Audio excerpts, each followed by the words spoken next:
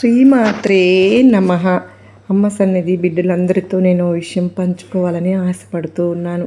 అమ్మ ఆరాధన అనేటటువంటిది అన్నింటికంటే గొప్పదైనటువంటిది, అన్నిటినీ ఇచ్చేటటువంటిది. అంతేకాని ఎప్పటికీ అమ్మ చెడు చేయదు. అంటే శంకరాచార్యులు వారు కూడా ఒక మాట చెప్పారు, కుపుత్రో జాయేత క్వచిదపి కుమాత నభవతి. చెడ్డ కుమారుడైనా ఎక్కడైనా ఉండవచ్చునేమో కానీ చెడ్డ తల్లి ఎక్కడా ఉండదు. అందరినీ కన్నటువంటి ఆ జగన్మాత ఆమె చెడు ఫలితాలను, దుష్ఫలితాలను ఏనాటికి కూడా ఇవ్వదు. కనుక నిరభ్యంతరంగా అమ్మవారిని మనం ఆరాధించుకోవచ్చు, పూజించుకోవచ్చు, ప్రార్థించుకోవచ్చు. ఇప్పుడు మీరు ఇక్కడ మన దేవతలను కనుక కాళీమాత ఉంటుంది, వారాహి మాత ఉంటుంది, కానీ వాళ్ళు ఎప్పుడూ చిరుచిందు నవ్వులు చిందిస్తుంటారు. ఇవాళ పొద్దున అమ్మవారికి జాతర, మాకు గంగాణమ్మ అమ్మవారికి కూడా జాతర చేస్తామని ప్రత్యంగిర తీవ్ర స్వరూపిణి, క్రోధ స్వరూపిణి. అలాగే కాళీదేవి అంటే అమ్మో అమ్మవారా మన జీవితంలో అయితే క్షుద్ర మాంత్రికుల దగ్గర కాళీదేవి బొమ్మలు పెట్టి చూస్తూ ఉంటారు. అది ఒక గొప్ప పెద్ద అంటే తప్పు చేయడం వల్ల జనాలు ఇలాంటి ప్రభావం వచ్చింది. మన దగ్గర అమ్మవారిని చూద్దాం అంటే చిరునవ్వులు చిందిస్తూ ఆమెను చూశాక విడిచి వెళ్ళబుద్ధి కాదు కదండి. అంటే దేవత ఎప్పుడూ కూడా అమ్మ తనను పూజించేటటువంటి భక్తుల పట్ల ఎంతో ప్రేమగా అమ్మ అలాగే ఉంటుంది.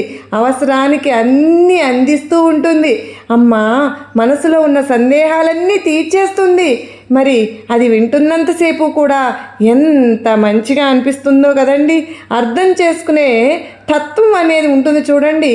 నిన్ను తినడానికి వచ్చాను అంటే కూడా రక్షించడానికి, వేరే వారిని భయపెట్టేయడానికి నువ్వు ఇలా వచ్చావు అని చెప్పి అంటే అందమైన కదా. అసలు సంఘటన అనేది బిడ్డని తల్లి ఎంతగా ప్రేమిస్తుంది అంటే అమ్మలను గన్న అమ్మ దుర్గమ్మ మనను ఎంతగా రక్షించుకుంటూ ఉంటుంది అన్నదానికి ఇప్పుడు మనం చెప్పుకున్నటువంటి విషయాలన్నీ మరి మీ అందరితో నేను పంచుకోవాలనుకున్నానండి. మన దుర్గమ్మ తల్లి మనకు ఎప్పుడూ కూడా కోపం వచ్చినా కూడా మన తల్లికి, మన ఇంట్లో అమ్మకి మన బిడ్డల మీద కోపం రాదా?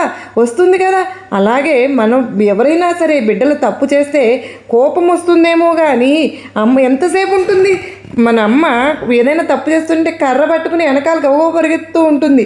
మరి అలాగే అమ్మకు మన అమ్మ దుర్గమ్మకు కూడా అంతే. మనం తప్పులు చేస్తూ ఉంటే ఎవరైనా అధర్మం పైన కోపం ఉంటుంది కానీ అమ్మ ఎప్పుడూ కూడా తనను దగ్గరకు వచ్చిన బిడ్డలను ఎప్పుడూ కూడా కోపం వహించదు.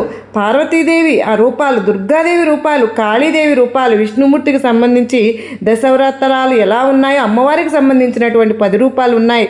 మరి అవన్నీ కూడా మనం అమ్మగా వారి గురించి తెలుసుకోవాలి అనుకుంటున్నాము కదండి. తెలుసుకుందాం ఒక్కొక్కటిగా.